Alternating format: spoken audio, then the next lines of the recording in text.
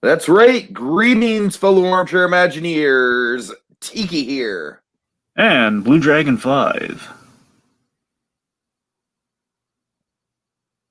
I'm Jacob Gulliver. How you doing? I'm doing well.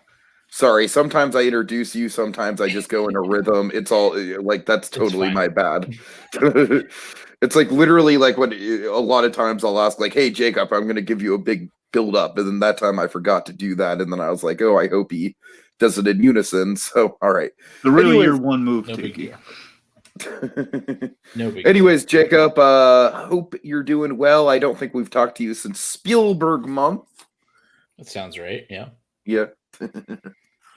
So yeah, things are doing okay on my end. Gulliver, you'll be pleased to know that the smoke and fires on my end, they seem to be contained. I worked outside today and definitely a lot better work conditions. Last week was just miserable. So sure. All right. But today we're going to be talking about the Batman teaser trailer, which was of course released last Saturday during DC's big Fandome event. I'm going to get this off right up the top. We're not going to talk about many of the DC Fandome things just because I don't really have a ton of things to say about a lot of the stuff that we got. That's not to say it wasn't cool per se. It's just I feel like we can save a lot of it for memoirs. But Batman, the Batman is definitely something that warrants its own podcast, to be sure. Even having said that, though, I'm just going to go ahead and say this. This trailer is definitely promising. It definitely shows an interesting direction. The thing I keep hearing is Seven meets Batman, and I'm all over that. The Riddler is John Doe. Yes, give me that. You know what? Having said that, though, I look at this trailer and I'm like, okay, it's another dark and gritty Batman movie. Like what I'm trying to say is I'm not totally over the moon about this trailer the way other people are. But by the same token, I mean, by all means, it's a damn cool trailer. I'm just like, I don't know. I'm not exactly blown away by the takes the way other people are, but by the same token, there's a lot of things to uncover and unpack. So really quick before I jump to you guys, let's get this out of the way. Donovan Martin, nice to see you, buddy. It's been a minute. Great to see you back in the chat. So Donovan can't wait for this movie. I know a lot of DC people are hyped.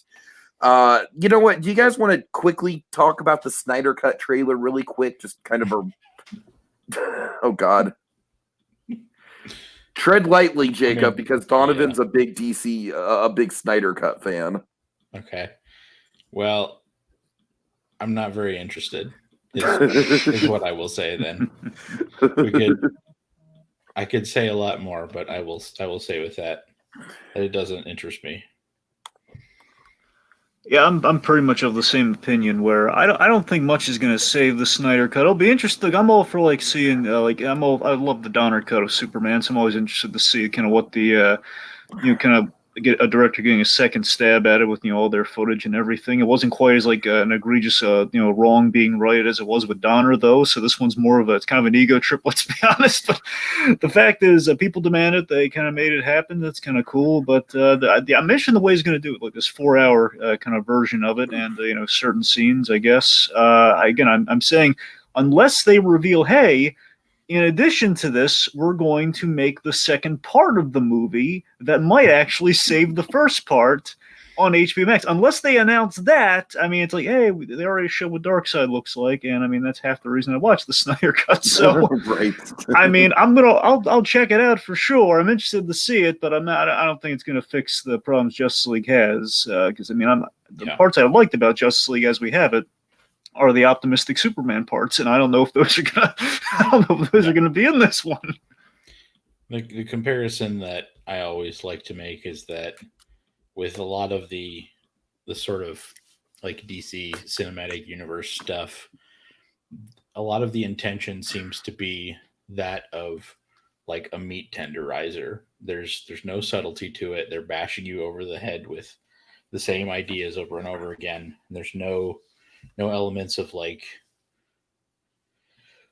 characters growing or changing as people. It's just continuously, this is our direction and we're going to follow that to the end. There's no level of character growth in a lot of stuff. But so much of the DC comics, why they're so successful and excellent, is that they're much more like a scalpel. They dissect these characters in new and interesting ways over and over again. They show new sides to them. They show interesting ways that these characters can react to the world around them and change while still becoming better and better versions of the heroes that they are. And I don't know that DC has done the best job capturing that feel, in my mind. Would you agree with that? Or Shazam was good. Yeah, Shazam was all right. There was still like some really weirdly dark moments, like it's mostly like leans towards like a kids movie. And then there's the stuff with, right, like, sure, demons throwing dudes out of buildings and stuff. I mean, honestly, I love Shazam with one kind of complaint that they didn't differentiate, the 7 deadly sins enough, because these all look kind of like just monsters that weren't really differential. It's like they're kind of cool, but wrath. Yeah, that's the thing. They're all wrath. Yeah. Exactly. All right. Well, I'm gonna be like cautiously optimistic about the Snyder cut, just because, like Dragon said, the 4-hour time window. Let's see. Yeah, Donovan, thanks for pairing with us. I know you're a big fan of the Snyder cut, buddy, and I'm sorry we don't have the enthusiasm for it that you do, but I'm certainly gonna watch it. And it's like, to be honest with you, I'm more interested in a David Ayer cut of Suicide Squad, because that's where I think a lot of that one I'd want to see a lot more, because again, that Joker footage, man. I mean, because that's what I'm saying. We tanked like a potential Joker because of the editing on that movie. We got to see it, because plus we have like a very Capullo looking Joker in those trailers. I want to see how that looked like. Man, it has half his face burned up and everything. I want to know what that scene looked like. All right, but I'm gonna throw it over to Gulliver. What were your thoughts on the Batman trailer? I have kind of mixed feelings, like you said. I think, on one hand, I'm never going to turn down the opportunity to watch some Batman. Like, if new Batman is coming out, I'm going to watch it. And I think there is something to be said for, the performances that the people are putting in here. It looks like, they've got some quality actors putting in some work, and, that's promising for having some really cool character moments that help tell the story. What I'm concerned about is that it gets too full of itself or leans too far to like the edgelord side. Mm-hmm. Of like, because Batman's not the Punisher.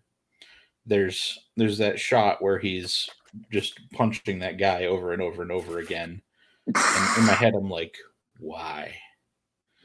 Because comics Batman would hit the one spot that makes man fall down and then not punch him anymore. But I don't know, if that. And you know what bothers me is that that's the one moment that fans are latching on to, like, oh my God, yes, fucking Batman, he's the goddamn Batman. And Gulliver, I don't have like as strong of feelings as you, but I will agree that like it does make me cringe when fans latch on to that is the most promising thing in the trailer. But Donovan does make a good point. He says you have to remember that this is Batman's year 2 and he's not perfect. That is the foundation for the movie, and I agree. So we'll just have to wait. He's not quite at the mythic status yet. He's not quite at kind of like as some people Donovan, do the Bat my point is like I'm kind of two minds of it, because I'm not, like I said, I'm not like as bothered by it as Jacob is, but by the same token, what bothers me about it personally is the fact that we have all these really interesting tones and directions that we can go with it. Like, this is absolutely like the David Fincher Batman film that I always wanted, except it's not technically directed by David Fincher, But that being said, I mean, I could care less about Batman being, oh my God, so badass. Yeah. All right. I kind of want like, more mystery elements and like, let Batman do a lot of the detective work, because I think so many of like the early comics and the like 70s to 80s range of Batman had so many awesome mysteries I think that's a feel that's kind of been lost as he's been kind of, action movie-ified over the the years. O'Neill era. Yeah, exactly. Good old Denny O'Neill. R.I.P. Yeah. I know I miss him. The comparison that I will make, recommendation if you guys haven't checked it out, Gates of Gotham. I don't know. I have read that big Snyder story. Hey, nice. Yeah, this is one of my favorite Batman stories. My absolute favorite is The Long Halloween. The Architect, yeah.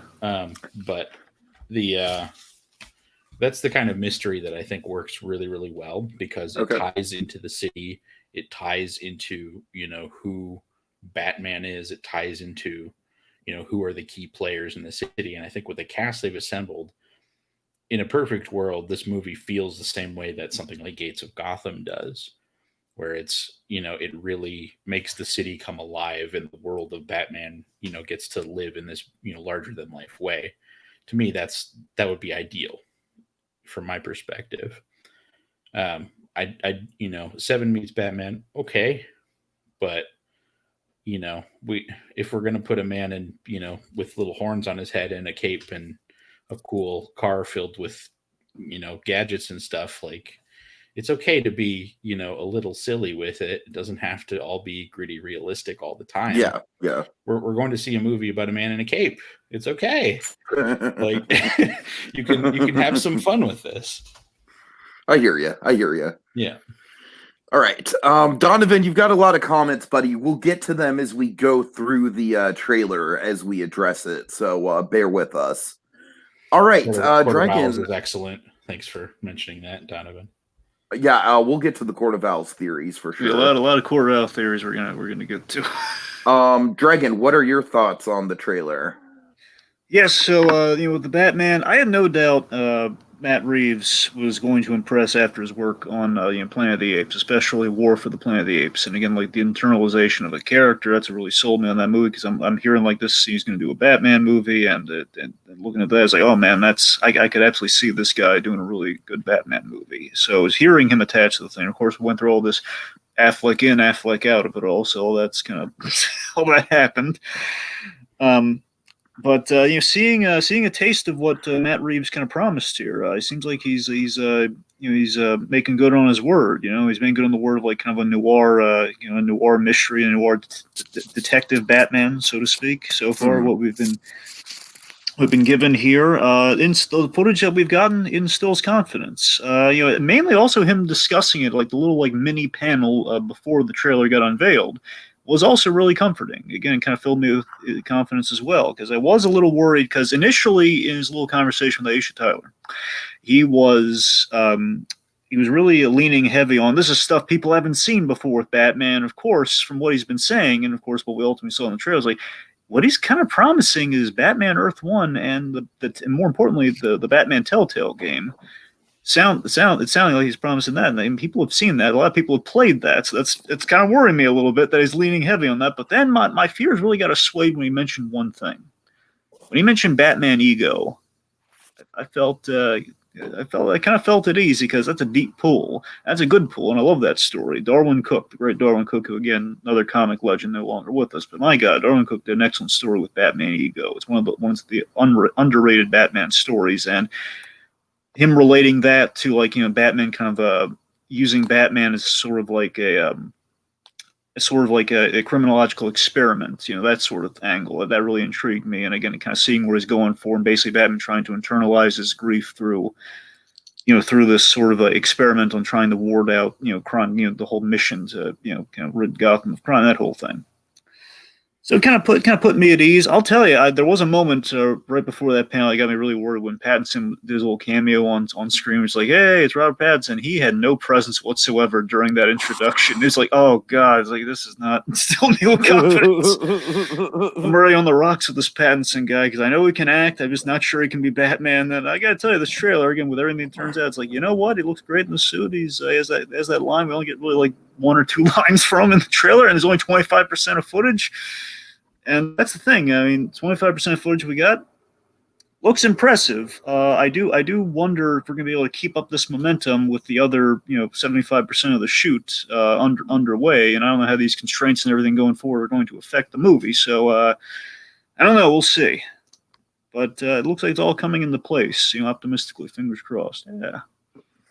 All right, so Dragon, why don't you go ahead and fire up the good old screen share? Oh, you already have it fired up. Well, that's something, Tiki. I think you might need a lock on me or something because I have it up. I gotcha. All right, there we go.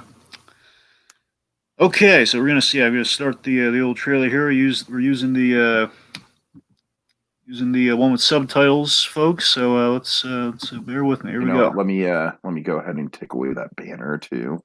Boom. Okay. Okay, so T, you're gonna have to man the comments because I'm flying blind here. Blind as a bat. I got you. I got you. Here we go. All right, so let's start things off here. Of course, you got the Warner Brothers logo and the big tape noise. Matching lighting with the red here. Yeah. Very nice.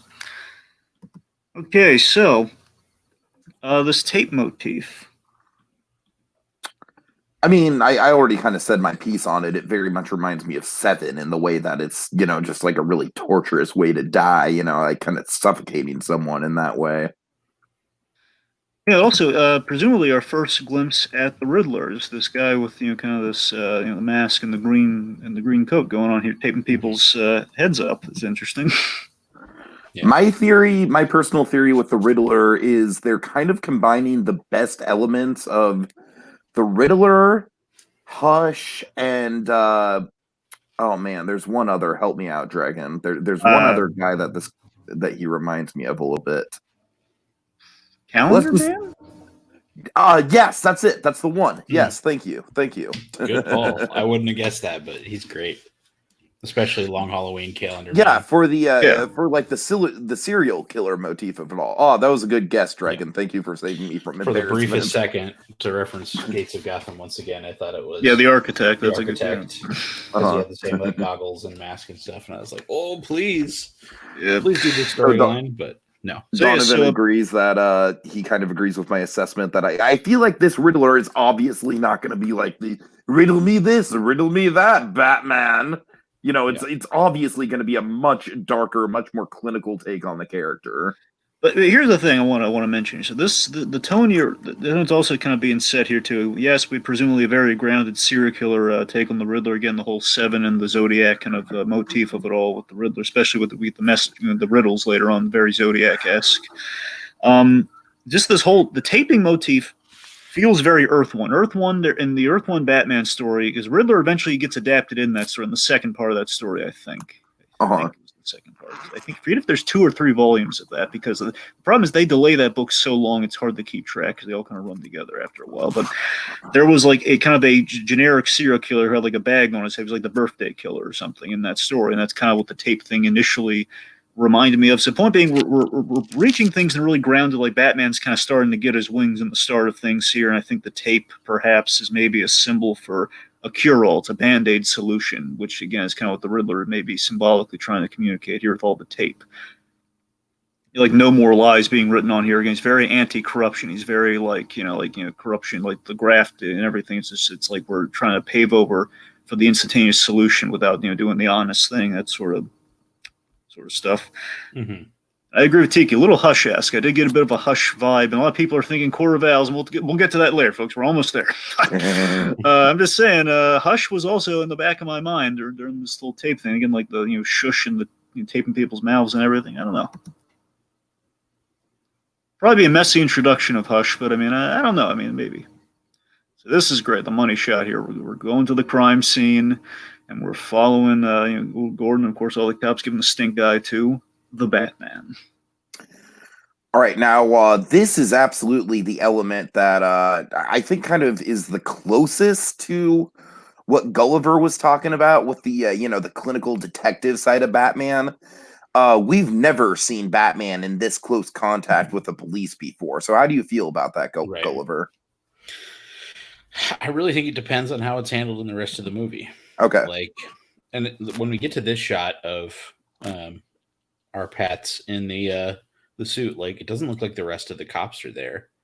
So I don't know if maybe it's kind of a fake out where they're like clearing the way for Gordon, or if he's actually, you know, in the same room with a bunch of the other cops or not. But I mean, if it's a situation where, you know, Batman is going to be useful, Batman's going to be useful. There's a lot of stories about the, you know, the GCPD's failures to act, or, you know, corruption. And maybe this is something where they're going to play into that. And Gordon trusts Batman, doesn't necessarily trust the rest of the room full of cops. That could be cool. Mm-hmm. Yeah, I think we're going to have a lot of moments of tension where it's going to be like Gordon and Batman are going to be in a room full of cops, and Gordon and Batman are going to be the only ones who have each other's back. Like, that's my dream scenario for this. Sure. All right. Speaking of Gordon, Dragon, go back to a shot of Gordon. Yes. If you don't mind. There. Yes, Jeffrey Wright is Commissioner Gordon. This is solid casting. Of course, he's one of the redeeming parts of Westworld. Let's say that. I mean, the point is Jeffrey Wright. You know, fantastic actor, and he's a solid pick. And I gotta say, you know, seeing with all the trappings, you know, kind of the iconic mustache and glasses. I mean, I'm absolutely sold. He's he's great. And of course, this idea of Batman at the crime scene, by the way, and the note that struck there, I'm a big fan of that. I mean, we've seen Batman Gordon and Batman at crime scenes, but seen by a few cops. Just the idea, assuming it is going to be what it is, like him getting the sting out of all the cops there, and like we see him later on the cage full of cops. Regardless, we know it's going to happen at some point. I love that idea so much, and it shows that, you know, again, Gordon does trust Batman. We're in the year 2 of it all. We're not doing the needless pursuit of Batman. We're not doing that. And I love the whole idea of this year 1 tie-in show. I love that Reeves gave us some details on that, by the way, that this TV show is going to do on HBO Max is basically going to be like kind of a prequel to the movie, where we're going to show from a corrupt cop's point of view. Which, again, Gotham Central does have a few corrupt cop characters. So again, I think we're kind of checking the right boxes there. We're going to kind of get the year 1 story from a different perspective, perhaps, which could be really interesting. Again, especially with how heavy Reeves is leaning into the corruption angle with the story here. So, year 2, we got an established Batman. He's a known entity amongst the cops. But again, not quite the mythic figure that commands the respect and kind of the dread yet. It's like among the cops, like, hey, here's that guy's warding out the corruption. We're not quite happy about that. And he's coming down. Donovan's really excited about the rhyme in what Gordon says. Who haven't a clue, let's play a game, just me and you. And that's cool because what it kind of signifies to me is like we're mixing the usual Riddler riddles that we're so familiar with kind of Zodiac killer sort of messages and motifs and codes, and I think that fits like a glove to me. I don't know. Have either of you found the discussions of people deciphering the riddle online? No, I haven't. I know what the riddle is. What is the riddle, Dragon? I'm not surprised. Yeah, as well. So do you want me to tell you? What does a liar do when he's dead? The answer is Dragon. Go ahead. He lies still. Nice. See, so what someone did is they I heard some people they decrypted the little zodiac thing here. The sure. Hieroglyphics, if you will. So and also, symbol, like the kind of like H with the little swirly dots on either side, becomes those L's. Oh, yeah. From what I was seeing, like from comment section, people were talking about, like they were trying to sub in the most common letters to figure that out, and that didn't work. But they ended up having to essentially try a bunch of different things before they got that, and it was difficult because L is not that common of a letter, but it's used 3 times on this board. Right. So very clever. Yeah, I thought that was really interesting. So something I'm sure Donovan speaking to what we hope for with the Gordon and Batman dynamic. Gordon and Batman are the only ones with the best intentions of with the best interests of wider issues. Mm-hmm. Yeah. Right. So something we should talk about too, Donovan, bringing up is to address a little bit of the Court of Owls stuff here, and there's going to be a little more of that at the end here. If you look at this card, I don't know if you've seen this, Tiki. Sorry, it's kind of hard to get a good shot of it here. little bit of a Oh, glare, it's got but owls on the front. Oh dear. yes. Okay. See the I who like and it. the who and the question. So there's like a who written on Yeah, the yeah, right, yeah, yeah. like around here, and there's an owl on it. Of course, this is fueled. Obviously, there's, especially if we're looking into like the history of Gotham, the history of the Wayne family, and the history of just kind of like a conspiracy of corruption within Gotham, as you've experienced on the Gotham TV show, as well as the book. You've read the book and seen kind of adapted already a little Oh bit. yeah, I'm deep into the Court of Owls The thing. Court of Yeah. Owls, the Court of Owls is fantastic. So this is certainly a big kind of like, this thing's getting people talking for sure. That and the ending. Which I My think, my thing yeah. with Court of Owls is I am absolutely on board with them introducing the concept of it in this movie. I just really hope that they don't pull like a third act, like, and now the Court of Owls is the main big bad that we have to take down. Yes. I hope they save that for the sequel, because honestly, if we have a sequel and it's just Court of Owls and it's like, you know, we don't even have any of the namesake like Jokers or Riddlers or Two-Faces, it's just a Court of Owls story, I think that would be bold and I think fans would love it. Yeah. Well, here's the thing. I agree with you. If we do get Court of Owls, absolutely we should save them for the sequel. We establish like their existence at the end of the movie. But here's my thing with the Court of Owls, though. My initial instincts is that regardless, we're not going to see them in this movie. In the first movie, again, either setup or nothing. And I'm kind of leaning towards, my initial instinct is to lean towards nothing, because the Court of Owls, unless you really ground them, which you absolutely could, and that'd be different, but you could do that, and that's the reason I can't put them off the table completely. It just feels like a little too supernatural for, you know, the whole, you know, the undead owls rising throughout the ages, that whole thing. That's really cool. It's just, I don't know if that's going to fit within this, from this 25% of footage we've gotten in a trailer for this Matt Reeves. No, absolutely, Batman. absolutely, yeah. It feels like it might be a little too much, and just initially just feels like it's not going to jive well. But then again, if they rework how the Court of Owls, you know, kind of is envisioned, especially for a sequel, I could see myself buying it, especially if they save it for a sequel. I mean, it's on the table. So Donovan mentions Matt Reeves is planning a trilogy. Yeah. So here's my hypothetical pitch for that trilogy. All right, this is like just total blue skying here right now, guys. Just total blue sky pitch. All right. So movie 1, obviously Batman Year 2. Movie 2, Court of Owls. Movie 3, Arkham City, baby. Oh god. I'm into it.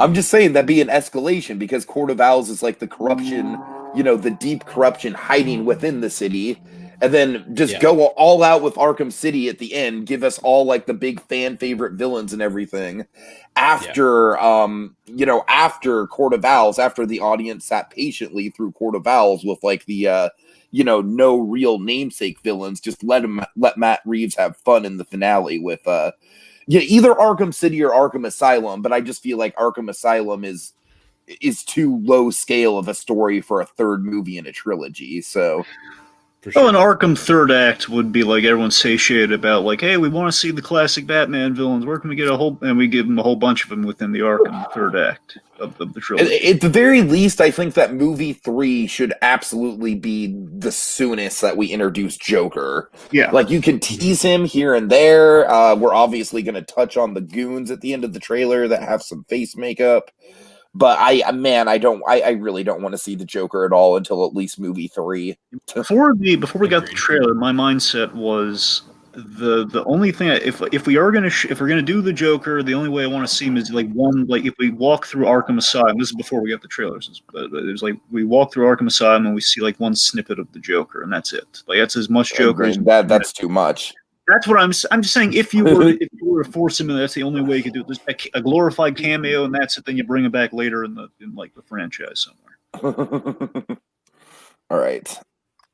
So okay. I bring up this little image before us here because we should also talk about people have deciphered who this guy is, the victim. It's Maroni, right?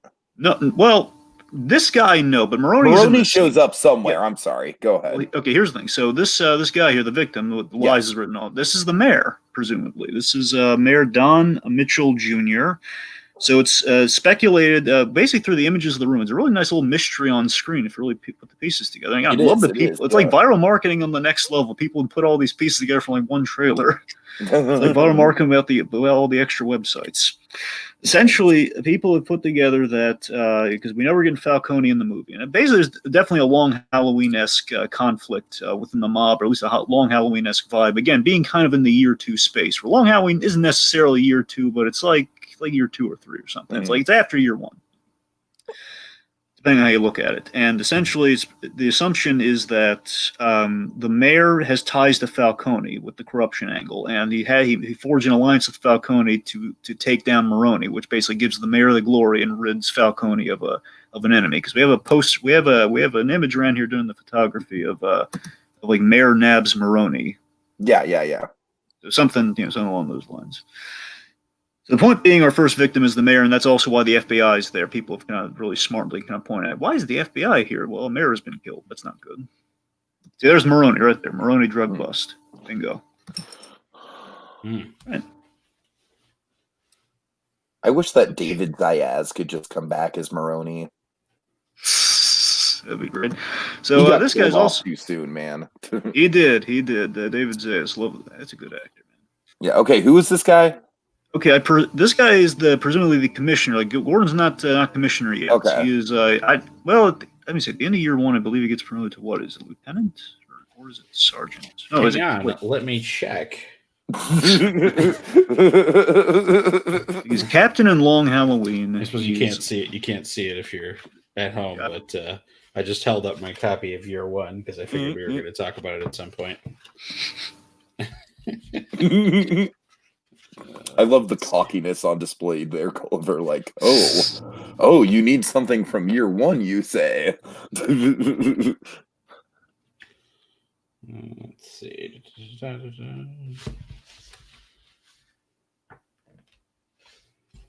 Yeah, looks like lieutenant. There we go. Lieutenant. All right.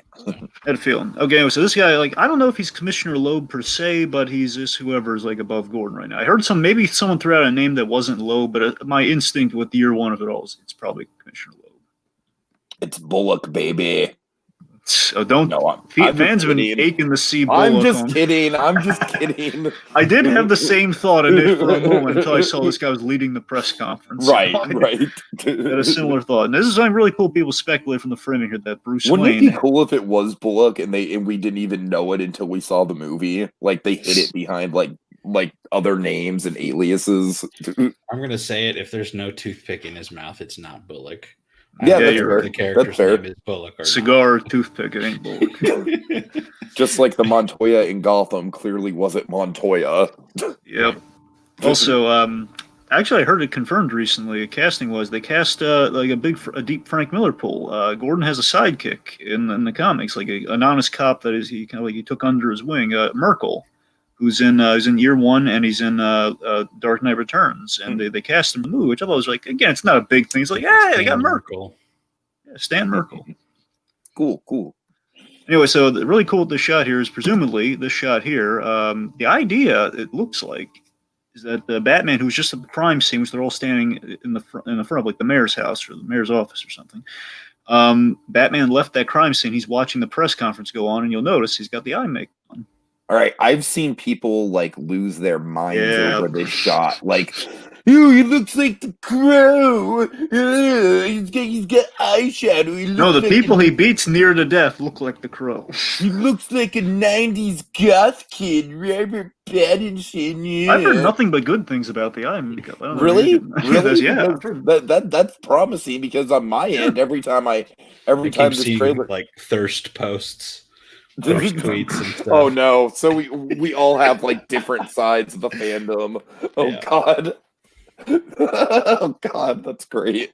What I will say is that I think the long bangs and eye makeup are not helping to dissuade the edgelord douchebag bros from the letting our Pat just do his performance before. I agree. I feel like in the context of the movie, I'm gonna wait and see. Work. I want to see his performance, but like in the context of this movie, I think this is going to work fine. I'm not worried about it at all. But I will agree, Gulliver, just as like an image in the trailer, it's not the most flattering thing in the world. Is like I've been one of the people just really championing Pattinson from the get-go. And I've been dealing with this guy over here, this guy who apparently hates Good Time. I'm not crazy about Good Time. I like the first act. All right. Anyways, go ahead. So I just pulled up IMDb. According to IMDb, the commissioner's name is Pete Savage. Not a name I recognize. Neither do I. That's why I was kind of hoping for the. That's a cool last name, though. Yeah. The only reason I bring that up is that there was a guy on Survivor with the last name of Savage. And it was also a cool last name then. All right, anyways, I'm sorry. Yeah, Tiki, you still have visual, right? You can still see the... Yeah, I see, yeah. I just want to make sure you hit the little hide icon. Okay. No problem. Right. Okay, so yeah, we're this one talk about the whole he's from a distance watching the press conference. Now, this our take on the Batcave is interesting. So this, some people don't like a real push in here. I'm not going to be able to do it just here. If you look really closely, you see Wayne Terminal, it looks like Wayne Terminal. Okay. So the presumed story on this is that this is like an abandoned subway platform. Interesting. See, if you look at the stairway here, initially I thought it was like a brownstone. See, Scott Snyder in the Batman Year Zero, he put Bruce Wayne in kind of the proto Batman stages in like a brownstone, which had like kind of old fashioned stairways. But it looks like it might be like a subway, a Grand Central Station sort of thing. You walk up. Nice. I like that. That's different. Yeah, which is kind of neat. Again, I love this is like the whole Year 2 element of like the Batman in the building blocks. It's definitely got like a cave vibe to it, but it's not something we've seen before. Yeah, I like that we're not quite. I'm not saying we may not even necessarily need the cave, but I like that we're kind of like we haven't quite gotten to. We didn't need the cave in the Dark Knight. Oh, true, but we had in the first movie though, and we got back to it. You know what I mean? The point being is like you don't need a cave, but the promise of a cave sometimes delights people. The point being, it's fine. The point being, it's a cool idea. And again, it feeds into that Year 2 like Earth 1-y angle. I'm just getting flashbacks to the finale of Gotham season 1. It's like, hey, spoiler alert! In the final shot, they open the Batcave, and we only go back to it in like 2 episodes of season 2, and that's it's fucking ridiculous. I swear to God, half this podcast is just going to be us bashing on Gotham. Look, we stuck through Gotham till the end. I watched 2 episodes and I said, why did anyone want this? So you can bash all you want. I didn't want it, all right? I didn't want it, but you know what? That was just like, it was a fun ride for Dragon and I to go down, all right? Like, I didn't I wasn't actively captivated by any of it, but I had fun with it. You enjoyed hate watching it. Pretty much. Hate watching is a strong term, but yes. It's just sitting on a couch, eating your chips and going, I guess. Pretty much. Dragon, Donovan's very much on the same page as you, buddy, for this. I know that you love your Lucifer as well. Did you say Lucifer? Yeah, Lucifer. Yeah, what about? I think you just mentioned like, what's he saying about Lucifer? Oh, Donovan saying so far, I'm loving Lucifer. I too enjoy Lucifer. Yes. Yeah. Okay. Nice. So something to talk about here too. I want to address the Batman ego of it all again with the whole it's the psychological tale, the self-reflection of the mission, and so again right here, the idea that Batman's in the building blocks of something here, and what Reeves is kind of going at here. He's using the alter ego as that a criminological experiment to affect change, and the idea that it seems like Alfred's kind of circling upon here. Alfred, of course, Andy Serkis. We haven't seen him yet. We know he's there. Kind of bugs me that we don't see him. I got to be honest. The only reason it bugs me is that we see so little live action Andy Serkis to begin with. Yeah. That I just want to see his costume, man. I just want to see how he pulls it off. Well, I'm guessing we're not going to get the full tux. Oh, that I'm we fully get. expecting that. Yeah, but I you know, really hope it's better than the than Dawn of Justice Alfred, where it's like if I didn't know who Alfred was from the comics, I'd be like, who the fuck is this? Oh, God. Jeremy Irons, he was a fine Alf. We've never really we haven't missed with Alfred. I thought he was good.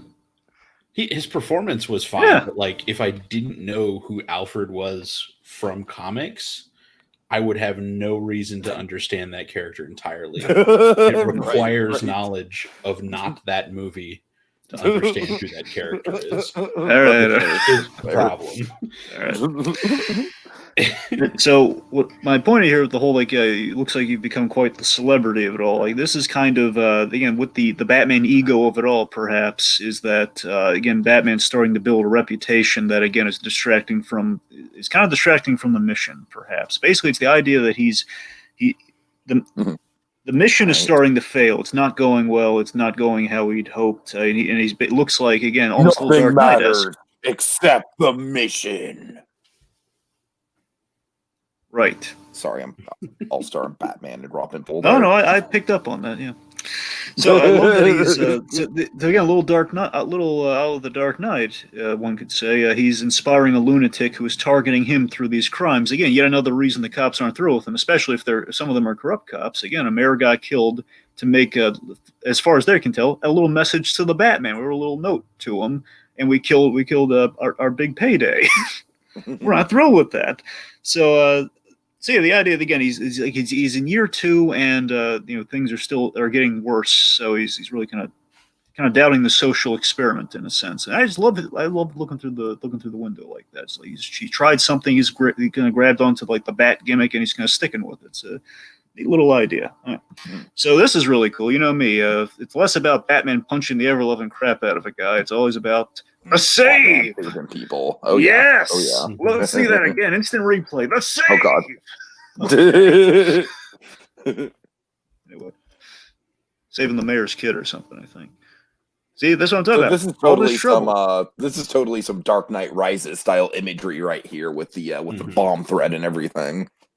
This is really cool too. If you look at this, the careening car, it's yet another Riddler message here. And if you look, all this duct tape, yet again more duct tape. Oh, that's cool. I didn't even notice that. See, look at this. There's DOA, like dead on arrival. Yeah, for sure. I'm not sure I'm going to be able to show it well here. On the roof, you see like a question mark, and there's like a puzzle pattern on it. Uh-huh. And again, like the Riddler's presumably on the phone and everything, and there's a bomb around the guy's neck. So there's the death trap. Oh.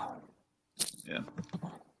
So of course here now I know Don wants to talk about Zoe Kravitz Catwoman, so we should do that here.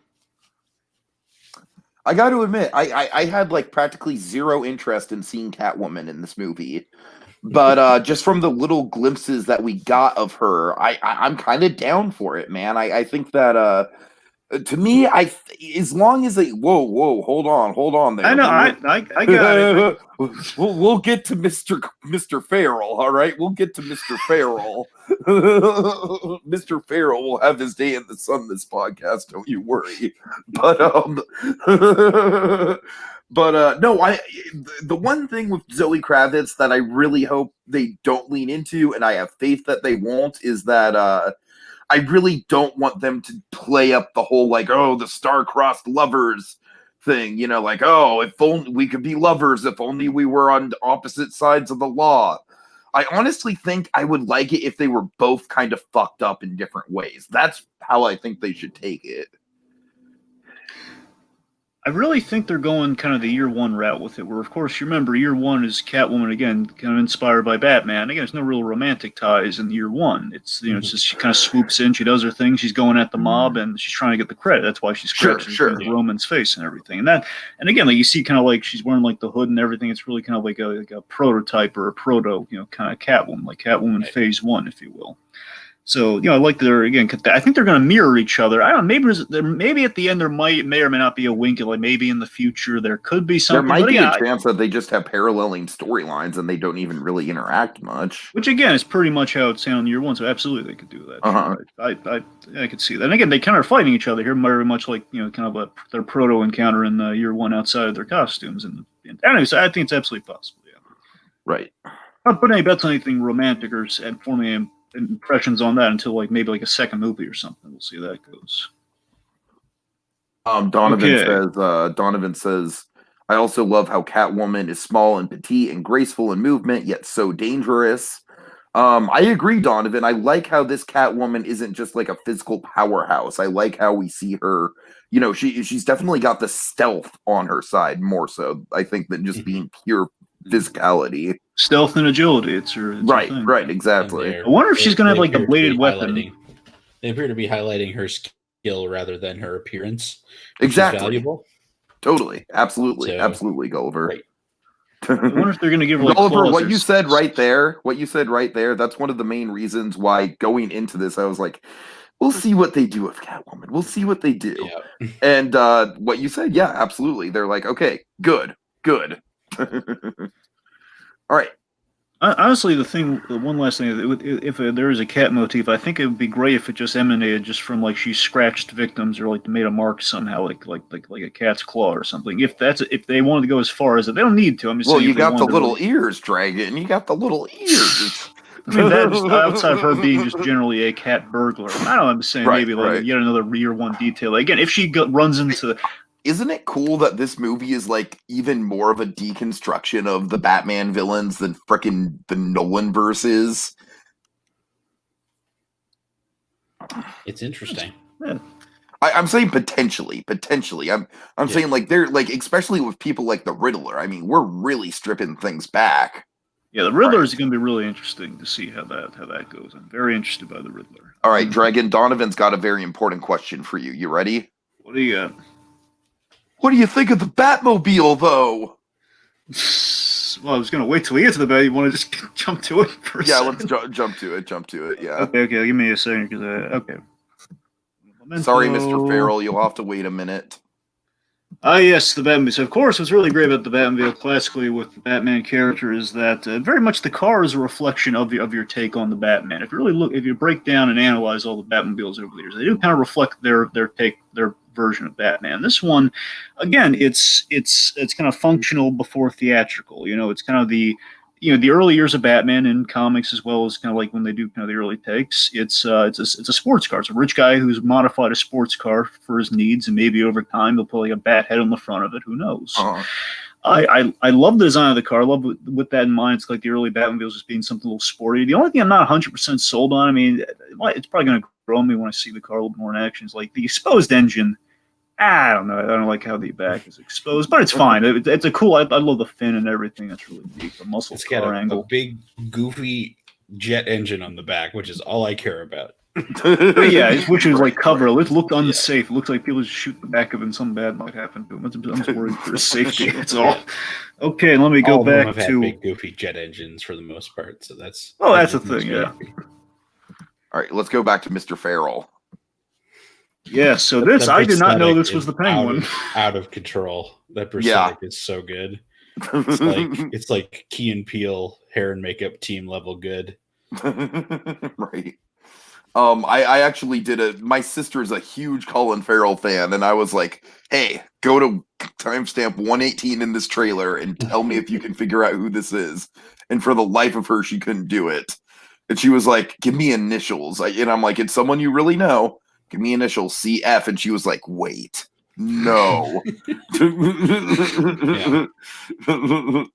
Oh, God. Colin Farrell is absolutely transformed in this role, one could say. I mean, look at him. I am just really stoked for Colin Farrell just in general. I think he's finally growing into A-list status that he's deserved for a long time. This isn't a negative, but it kind of surprised me later on when he has his line, this guy's crazy! I don't think we're going with the Cockney version of the Penguin, which I think a lot of us kind of assumed, given the Arkham games, and especially given the design of this guy. Looking at him now, if he had like a monocle, he'd be the Arkham Penguin. Right. Mm-hmm. I mean, that's cool. We're going to see what they're going to do with that. But yeah, I mean, of course, I was very thrilled with Colin Farrell as the Penguin. Honestly, it was remember that weird bait and switch we had with Andy Serkis and Colin Farrell? They're both, yes. Play either Alfred or the Penguin. He could buy it either way. But I mean, hey, Farrell's going for it. He's a good actor. Love him saving Mr. Banks. He's fantastic in that. He's definitely an actor that is kind of like typecast in a lot of roles. And like every time he's in those typecast roles, it's just kind of like, but whenever he gets a role where that has some like meat on it, where he gets to step outside of that, it does seem like he really does put in some work. So yeah, I'm one thing excited to here, see this version of the Penguin. I'm sure this is, again, the Penguin's probably, again, a little long Halloween-esque. He's kind of inserting himself in kind of the mob war going on. Perhaps he's picking up the slack for Maroni. Now, Maroni potentially has been nabbed for a while. Maybe he's trying to, go up against the Falcones. I'm really excited for John Turturro as Falcone, by the way. That's going to be really interesting. Yeah. Notice that nasty scar he's got there, too. They kind of point out the nose and give him some nasty scar. Some people have theorized that Catwoman might have another similar scar under That's her what I've mask. heard, yeah. I think they're just kind of looking at it. Why is she wearing that mask? Well, like, she's hiding a scar. Like, hey, come on, guys. This might be a mask. Let's not into it. Oh, yeah, so if you were Justice, and now we have the red light here. My theory on the red light, he's developing film. Honestly, it might be like an old school kind of like thing that maybe the Riddler leaves some film or something. I think it's like a dark room sort of thing. I think that's why we have the red lighting. Sure. I love this shot. It's very Earth One-esque here. This is it's so cool. Oh yeah. Oh, this is badass. I might. Oh god, I love that. I wanted to use this as the root, but I couldn't find any good image. So what I love about this is that it still very much implies that even though Batman's working for the police are not on his side. He's not working for the police, I should say. He's working with the police, but they're not on his side at all. And this is like maybe my most anticipated scene of the whole movie is this whole riot right here. Because we're really going to have to see Pattinson kind of like just go down emotionally and physically in this scene to really protect himself. Yeah, it's a question like you think maybe a corrupt cop sits on wrongdoing is going after a cop they spot in the room to prove a point. Or if they're going after him because of something he did. Absolutely. Either is possible. And I just love that Gordon just kind of separating him here. Yeah. Happens a lot in Batman stories. Mm-hmm. Yep. Crime point to Batman. Yep. Really cool, just a really cool set piece. I'm looking forward to that scene too. All right, let's see. Of course, shootout going on. Here's some action here. A little Batman versus Catwoman. Again, we're seeing the agility in action here. She's sweeping the leg, Johnny. Capoeira. Yeah. Oh yeah. Of course, price for the.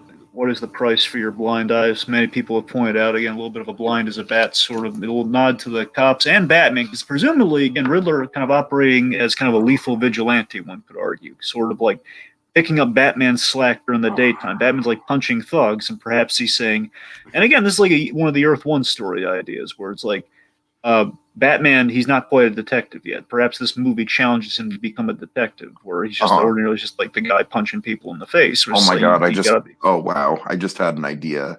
So, I'm sorry, Dragon. Do you have any? I don't mean to derail you. Well, no. So that's what I'm saying. So it might be Batman being challenged to be a detective, like the book. Who knows? Okay, so we have to talk about Paul Dano, because Paul Dano, man, he was perfect casting for the Riddler. But I think he's just inspired casting for a serial killer Riddler, man. I have been championing Paul Dano since 2006, baby, since Little Miss Sunshine. And of course, Gulliver, you and I share an affinity for Swiss Army Man with Paul Dano. So he's popped up in a lot of stuff. Prisoners, of course. Just a very, very versatile actor. He's of course, he played Brian Wilson as well. Really haunting in Prisoners too. Yeah. So, I mean, what I love about him is that he can play the most sympathetic characters, or he can play the most terrifying, unsympathetic characters. And so, yeah, it's really, really cool. And so my whole thing that kind of came to mind was this might be a little bit on the nose. But you remember that really famous moment in Seven where John Doe shows up and he just yells, "Detective!" Well, what if we see something similar with that, except Dano's addressing Batman? Could be interesting. It would be kind of neat if he had like a line, maybe it's a little on the nose, like something like this, like a more dressed up version of him challenging, like saying, "And oh yes, you really are the world's greatest detective." Like him or something. Like I want the Riddler to, in some way, kind of be involved with the origin of the world's greatest detective thing. But yeah, the root of the story, it seems to be what's really cool about this. Again, he's challenging to be better as a whole, and it's this idea that the Riddler is like, your ways aren't. You've been doing this for a year, and the problem still exists because you're not tackling it at the source. Because you're Mr. Nighttime Vigilante, you're doing all that stuff. You got to be better than that. You got to attack the corruption at the source, which is what I'm doing. And plus, they're not going to get up again. They're not going to get out of prison because I'm killing them. Right. You want to stop me? Almost, it's like, what if the riddles were a way of like, okay, you want to stop me from doing this? Then take your shot. Prove that you're smarter than me, and prove that you actually have a chance at stopping this on your own. Mm-hmm. I don't know. It could be interesting. Of course, this is a great shot here too. And so the idea, I assume, is okay. Car comes in with kind of our bomb situation. Pattinson, he runs out. Bruce Wayne runs out of the place, changes into Batman to answer the riddle and everything, try to defuse the little bomb robot there. And it doesn't go well. Right. He's loving that tape. Yeah, I am too. I'm just loving the design in general. Okay, now this... God. Speaking of the Crow... Yeah, this is so of course some people theorize Joker. I gotta tell you, part of me wonders if it might be a little nod to anarchy. I don't want it to be Joker. I don't want it to be Joker. I don't want it to be... Mom, can it please not be Joker?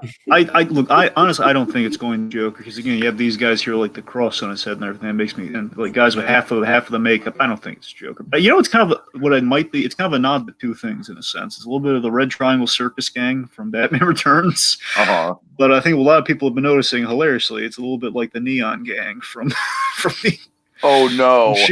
Oh, God. Oh, yes. Please right? let it be a take on the Neon Gang. Oh, I would love that. Oh, man. Yeah, this guy, I'll admit, this guy, the guy who beats the end of Batman's fist in this moment here, does he remind you, you don't have to say his name, does he remind you of an online personality that's kind of lost his way these days? Nostalgia critic? Oh, dear. He said it, but... I should have said Tiki and Gulliver, but I didn't expect that, so there you go. Yeah. Okay. Yeah, now that you bring it up, one of the popular memes I've seen online is that the beatdown that happens here is basically Pattinson just beating down all the fans, like, fuck you for saying I couldn't be Batman! Fuck you! One could say he's beating up a critic. Right, yeah. right. Oh, God. Oh, God. So this is just like Doug Walker doing one of his lame cosplay things. Yeah, doing one of his stupid asides in the God. video. And Pattinson Batman is like, I don't have time for this shit. Yeah. Okay, and now, seriously, though, one other thing I want to throw out theory-wise is if these guys are anything, it could just be a random street gang. They wanted to dress them up a little bit, by all means. Like, again, adopting an idea, adopting a guise. Might be anarchy. Just throwing it out there. Might be a little nod to anarchy. One of the old... Yeah, one of the Batman villains. Ooh, I like this. Donovan says black and white are Penguin colors. Ah, hey! That's, yeah. It's nice. Okay. That's my number one theory. I hope that's what that is. It's a good theory. It's just this whole thing they're talking about. By the way, here they're going to go with the thing from the more Batman Telltale element. Because I should mention this too. Like we kind of the Batman, the suit, the bat suit here, we get a better look at it. Again, like if it's not gray, it's very close to being gray, and I appreciate it. It's kind of a little bit of gray and black, so it looks a little more kind of classic Batman. Also, a little like the Telltale suit, which again is a little bit of functionality, a little bit, it's cool. Dragon Donovan's pulling into one of our personal favorites. What about Azrael? Oh, God.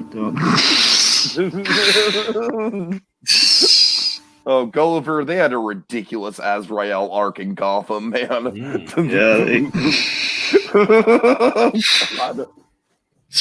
It was just all over the place. Yep. All right. Anyway. I very much enjoyed the Azrael in the Arkham game. I forget which one he's in. No, he's in City and a little bit of Night. He's in City and Night. Yeah. But yeah.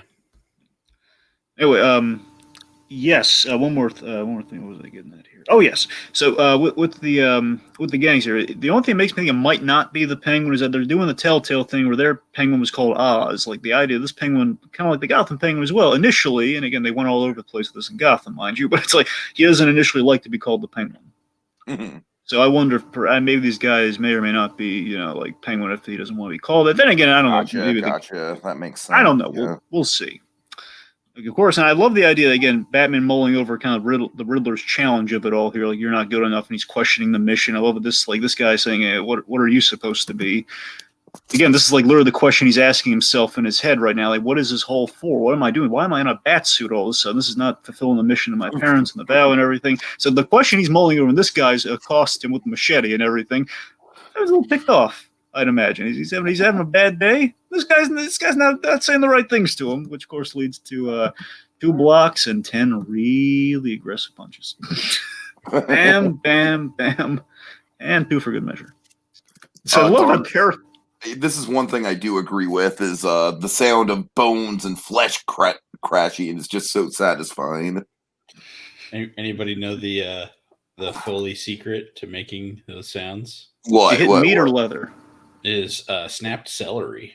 Oh, wow, nice. So if you like those sounds, buy yourself some celery for like $1. Little ASMR take from Jacob Gulliver. Yeah, just put it close to your ear and go.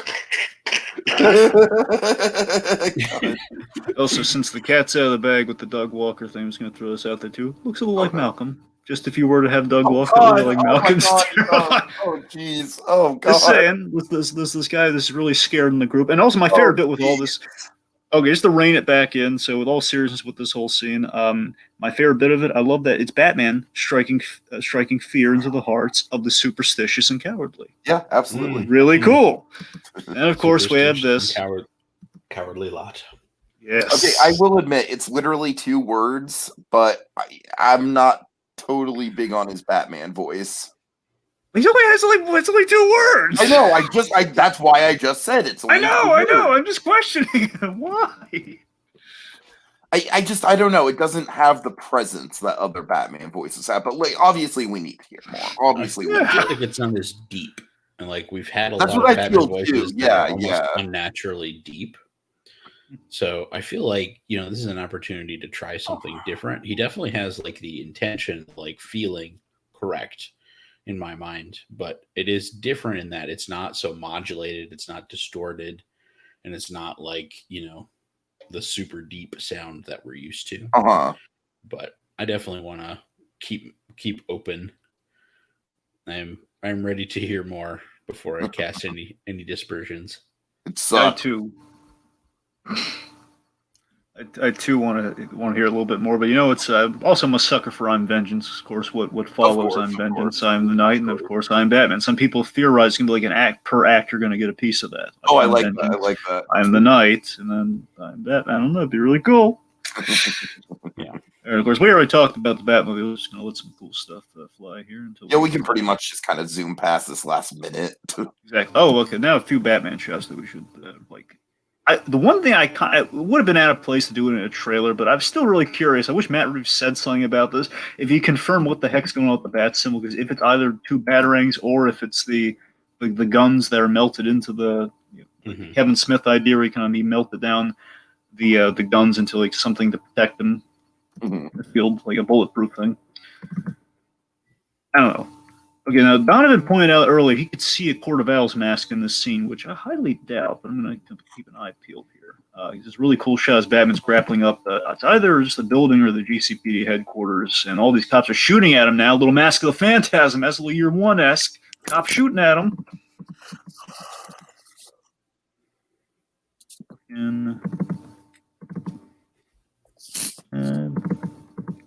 I couldn't see any Owls mask. Donovan, unless you can be specific, I won't be able to find it.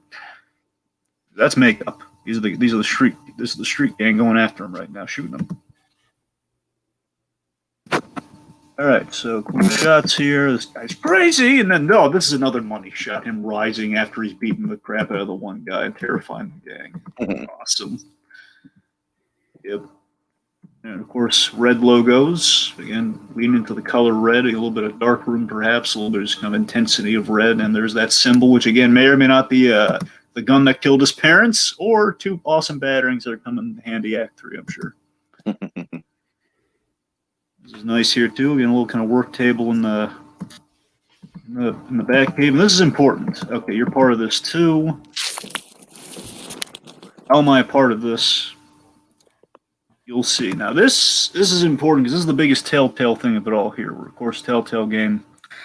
Batman, Bruce Wayne learns that his parents may have been corrupt, which I think is the direction we're leaning towards here. But of course, other people have speculated Court of Owls. Oh yeah, for sure. Another possibility for sure. But again, Riddler would be able to decipher that. So that's the mayor had a ring on his finger that is missing. That's why he has a bag on his hand earlier in the trailer. Some people theorize that might be a Court of Owls ring that was removed from his hand. Ooh. So that could give credence to how we found out about the Court of Owls and the Wayne connection, all that sort of stuff. So these are theories that are going on. Just saying. I don't think this is really cool too. Given the state of the world right now, we don't know when anything's coming out. So question mark. That's great. I like that they at least have the one. It's like, all right, it'll be in 2020, unless it's in 2031. Yeah. Which, given the state of the world right now, who knows? Absolutely. And that's the trailer. Okie dokie. So final thoughts, guys. Again, I'm continuing to be sold on it. I'm only 25% of footage, but it looks good. It looks checked out. I'm interested in it. I really hope that the studio and the director are okay with there being color in this movie, because it's very desaturated in the trailer. We're gonna need more colors than red. Exactly. It's fine. Batman's costume is black. That's fine. The rest of the world is not black. It's just not. I don't know. If they don't have any color, what they're going to be saying. They're going to be saying we're doing the noir thing. We're doing the black and white kind of thing. It's what they're going to use. It's what they're going to say. Yeah, but I mean, we got to get some green in for the Riddler. I mean, we asked they even did that bit. with Superman, and Superman is one of the brightest, colorful characters around. So it's just I just hope that they don't, it's again that same hope I talked about before. I hope they don't push too far into the edgelord territory.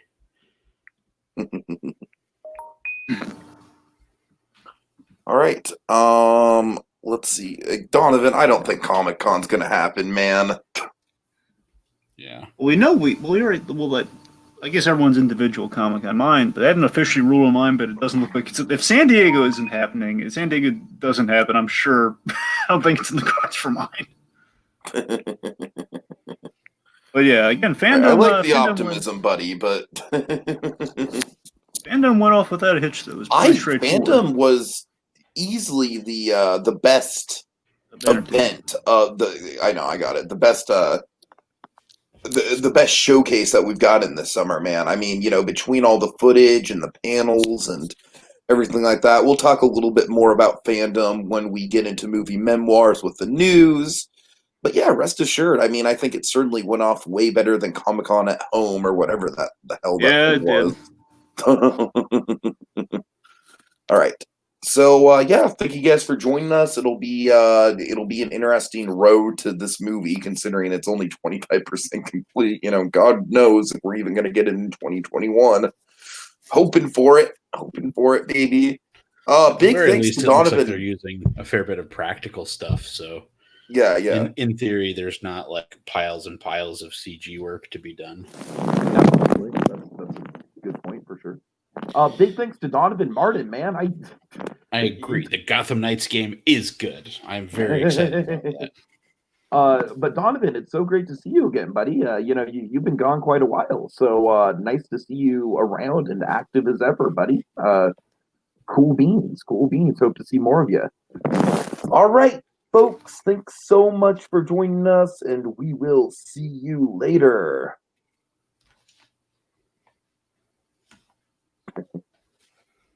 I'm vengeance.